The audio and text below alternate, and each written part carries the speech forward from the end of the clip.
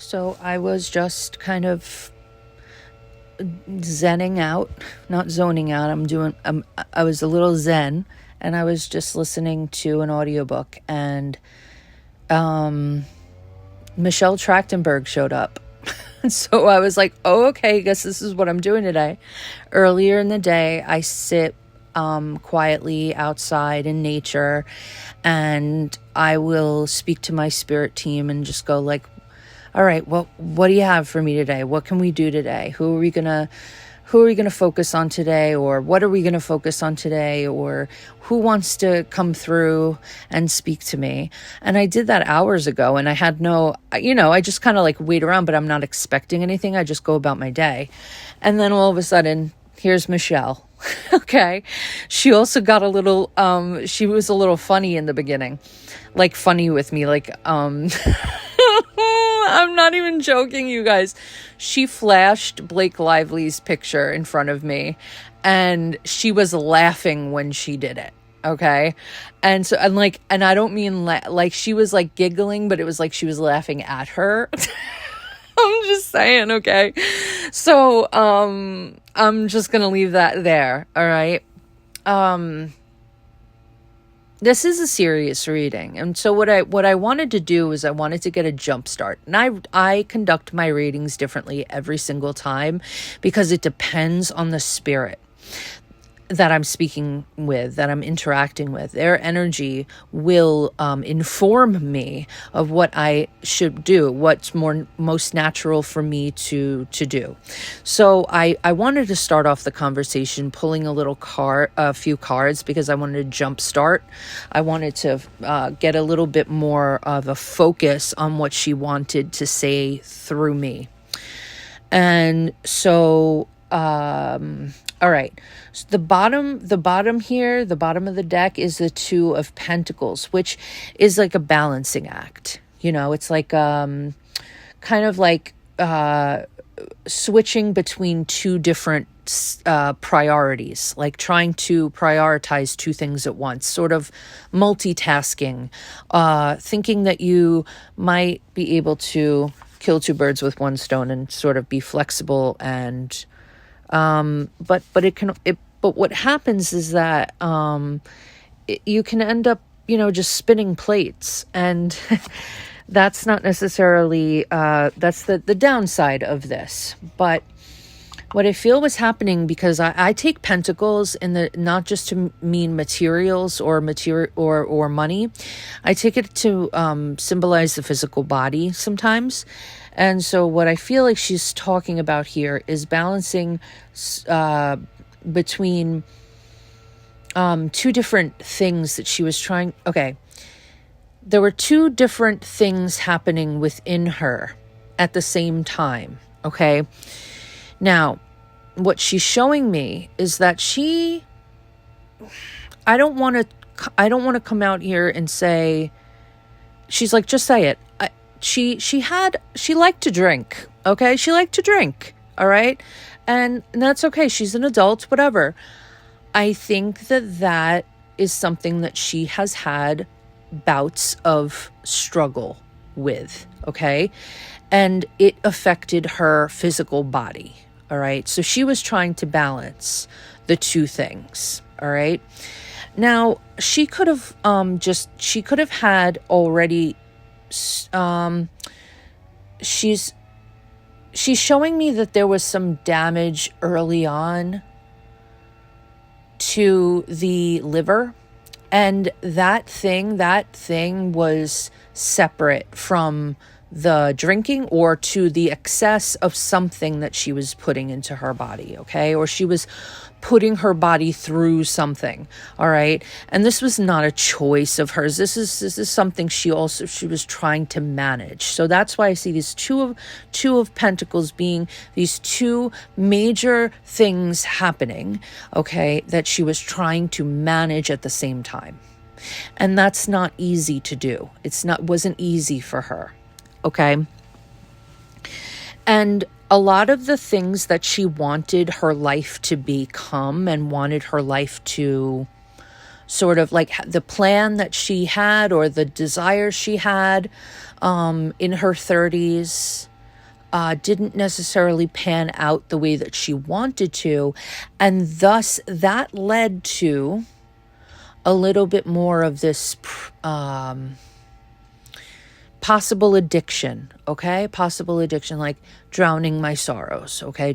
She had a lot of emotions. She was a very emotional girl, I'm seeing, okay? But she's coming out as telling me straight up, she never met her counterpart in this lifetime. If she was interested in men or women, I don't know, non-binary, I don't know, but it's her person, her fit, the person that she would have probably spent the rest of her life with. They were on opposite sides of the world, of opposite spectrum. Like they were, there was so much distance. They hadn't met each other yet, which kind of shows me that maybe that was to come in later life. But it was something that she also, it kind of consumed her sometimes. So I think that she had so many really great friends, okay? She had such compassion for especially the female friendships in her life, okay? That and also her mother is coming up here. So her mother was a very important person to her. This is a very feminine, maternal feeling that I'm getting from her, that she really loved to mother. Okay, but that was part of the thing that I wanted to jump start and talk about what she's saying about not finding her other. She had such a desire to have children. And she really, really wanted to be a mom. And so that was also something that weighed on her. So now you're seeing the weight, the compilation of factors that are going on. But it's not all bad, because like she has such beautiful female connections in her life that really helped her. Oh, she's making me want to cry. Ooh, okay, hold on.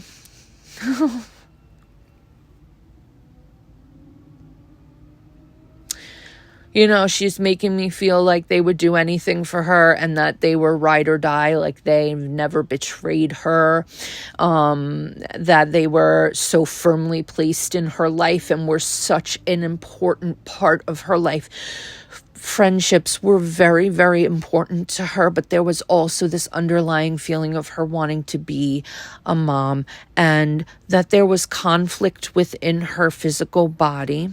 There was conflict where she wanted to build something. She wanted to build a life in a certain way, and she felt like she couldn't. She also is talking to me now about not getting certain roles. Okay, she fell off. She was auditioning.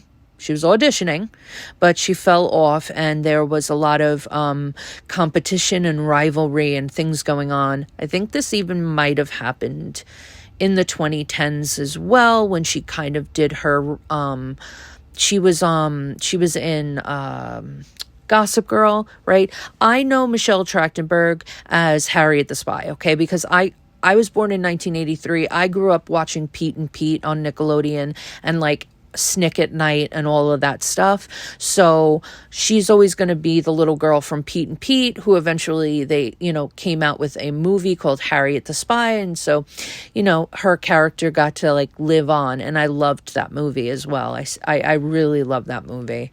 But she's telling me that there were some things going on within the industry concerning her that were making it was more difficult for her to really want to be there anymore. She felt like it was like an infestation. Why is she telling me this? Like infested, like there. I feel like she's not thinking of herself as somebody that, oh, She's saying, like, I'm not like one of those actresses that could have like grown into like these older women parts. She's talking about that being a very difficult transition. Like, she had kind of stopped acting for a bit and she was focused on other things, but she also just kind of knew that her career was not going in the way that she thought it might, right?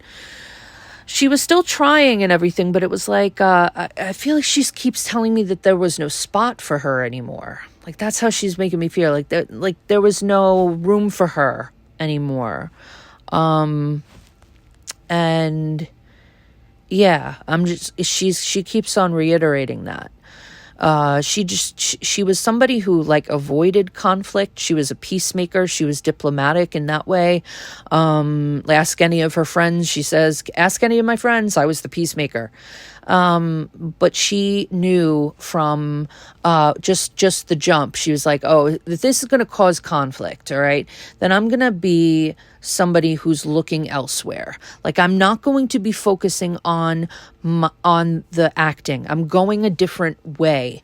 Why? Because I have something in me that is a leader, that is fiery, that has vision, and I can take that and put it to use elsewhere. So that's what she was really focused on at the time.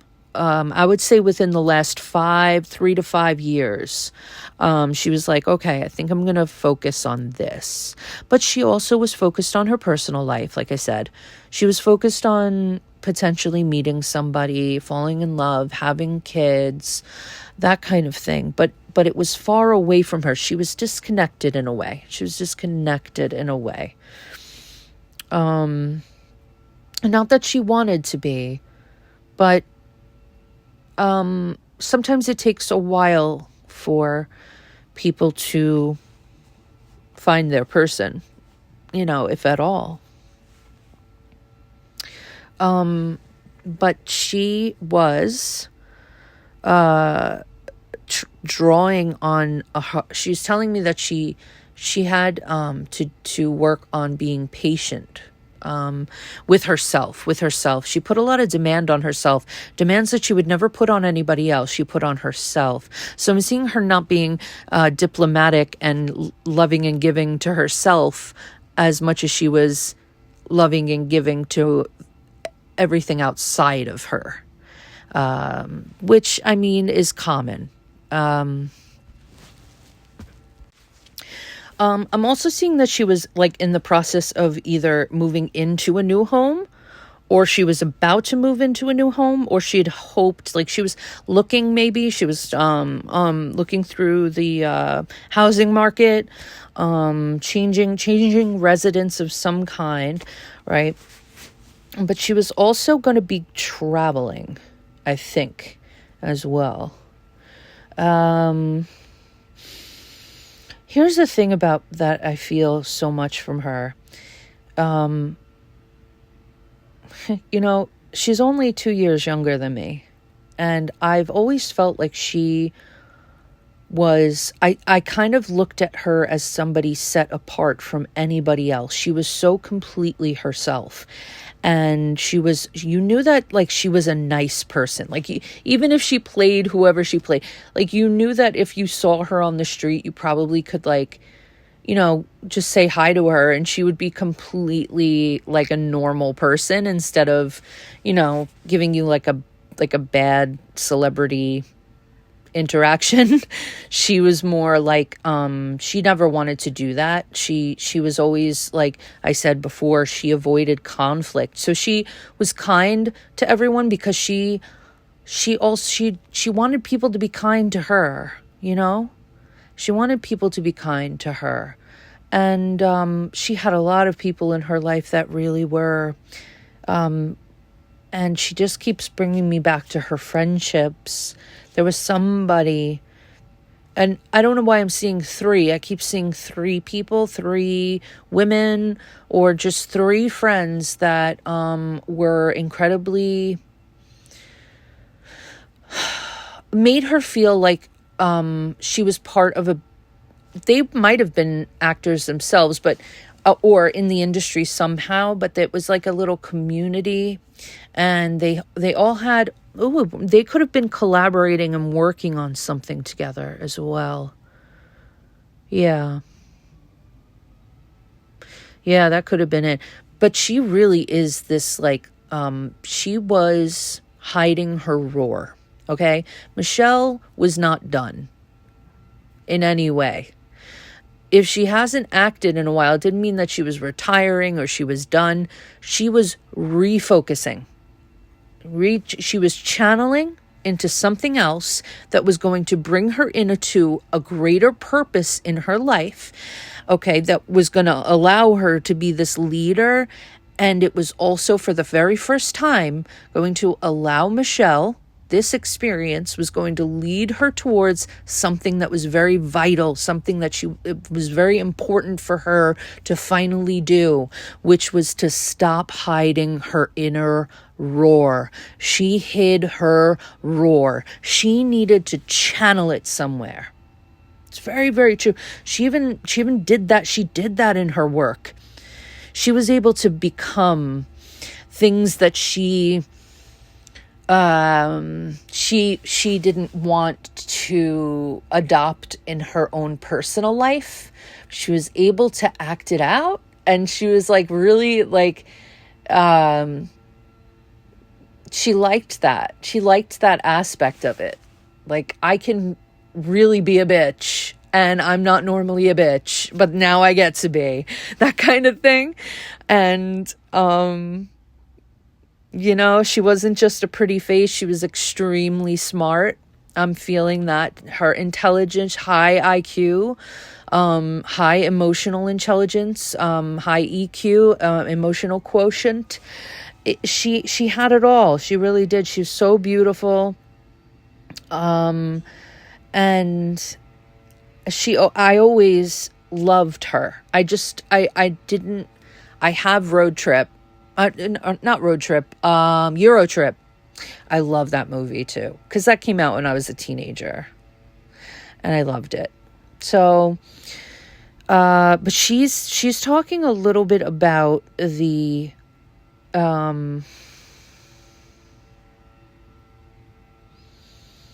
little bit more about where she was going. Okay, now she's bringing me back to the body. Okay, why?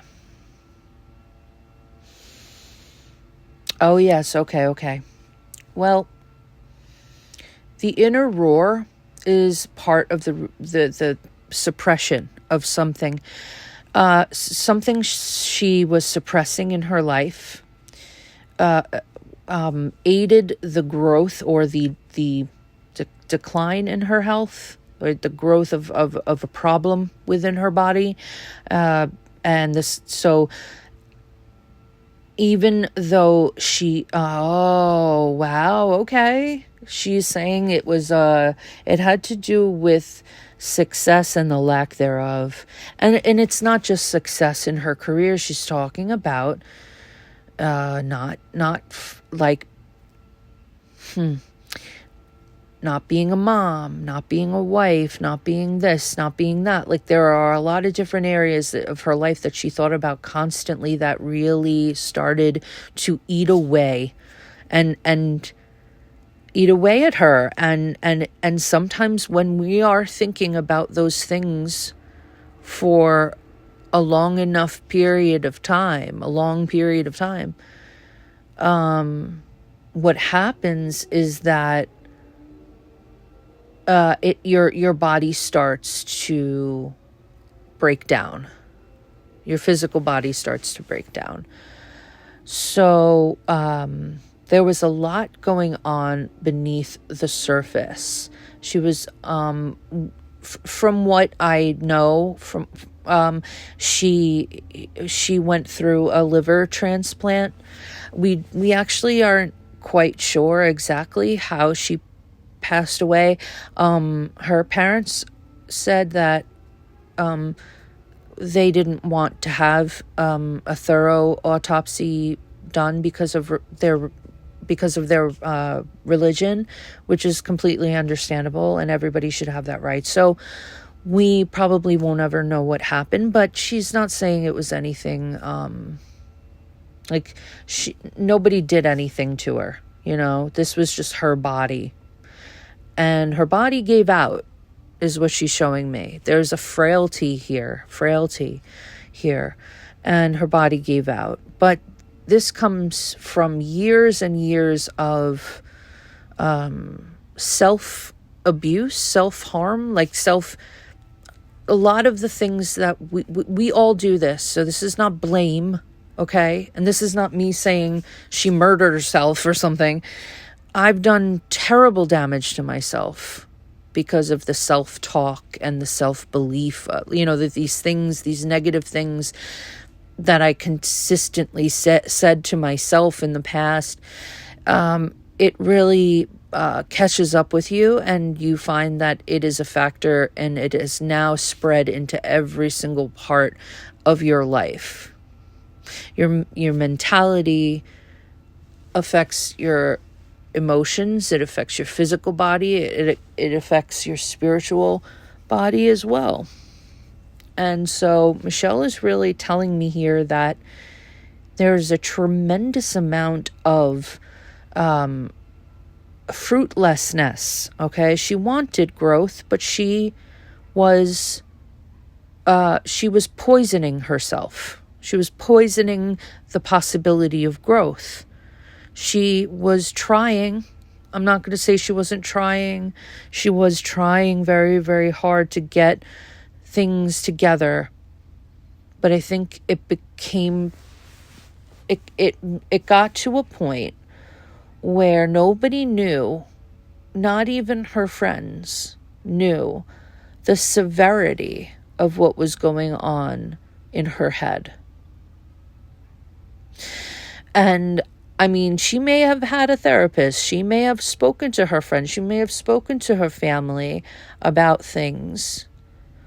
But it wasn't everything. She kept a lot to herself.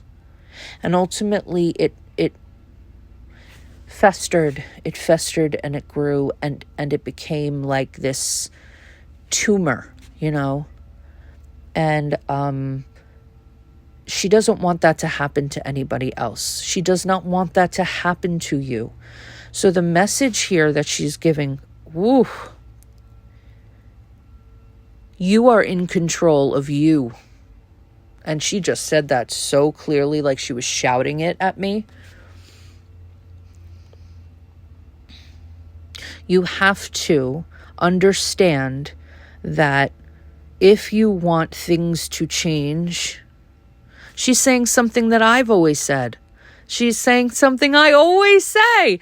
Oh my God, this is so cool. She's like, if you want things to change in your external world, like everything outside of you, you have to start with the internal first. You always have to start with that first.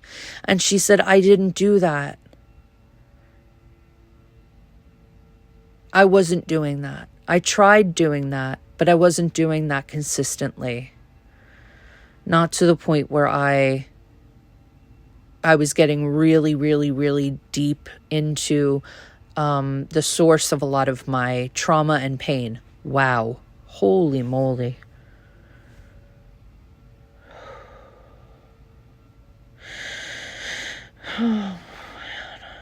She was walking into her future life was set up to be new place, finding internal balance, meeting my soulmate. So those were the next phases. It's so sad to have her tell me this. But she said, no, it was just something that, it was something that would have eventually happened. And she says she likes thinking about that. She's not upset that she didn't get to live it. She's happy that she knew it was coming. Oh my God, she's tapping my foot right now. Okay, I'm getting so much validation from her, which is my sign, guys. It's my sign that I'm saying exactly what she's wanting me to say. Because I'm claircognizant, so I have clear knowing, and I just kind of like, it just starts coming out. But she was such a compassionate person, and she was on to doing, she was going to become somebody who helped other people in tremendous ways that would have been, like, not something as me focused as like acting is, it's not always me focused, but you know what I mean. It was like a stark contrast to acting. She was really going in deep. She was really wanting to be maternal towards the outside world. So there was something that she was working on where she was going to be giving of her energy and her time and her resources. She was going to blast through whatever this thing was, that she was going to be a main person that was going to be doing some stuff. Like, her name was going to be out there, but it wasn't going to be for the acting stuff anymore. It was going to be something completely different, and she was going to be leading an entire fray of people, and a lot of them are people in her would have been people in her life as well. It would have been a great collective. She was gathering people. She was gathering. So what I'm seeing is that I think she did flash that Blake Lively thing. She said she was a bitch. I'm sorry, but she said it. And I'm like, okay, like, most of us know that. So she said, yeah, it was always difficult. Like, she was always difficult, she's saying. And I was somebody who didn't like conflict, so like I didn't want to be around that, because I'm a pretty neutral. Saying that she's like, I was always a neutral person. So anytime I was around energy where it was like, choose a side, I was like, I'm out of there. She's like, I'm not dealing with that drama. It's interesting to look at it from an outside perspective, but when people start to involve you, it's like, get away. So she's so cool. I would have loved to like, if I knew her in real life, I would have been like, I loved her energy, and I still love it. I'm feeling it right now, and I'm like, she's exactly what I thought she would be. And actually, she's so much like, she's so normal. She's so like a regular person. Sometimes, like, I walk away being a little shocked by that, but people are people. It's just that some of them are known to billions, and then there are people that aren't known at all, and that's it. That's the only difference, really. She was very talented. She bowed to me. I'm telling her that she can come back anytime. And she said, I want to just say that I love you, Mom. And I know that this is difficult for you and Dad right now, but I want you to know that I'm never leaving you. I'm always going to be with you, and we are going to see each other again one day. So she did want to leave with that. And she hopes that her friends or her family will see this and hear this. So that's the main reason why I will do channeling, is to see if they have something to say that they want to get straightened out, and they have messages for their family that this is why I do what I do. So thank you guys so much for listening, and I am sending you so much love now and always.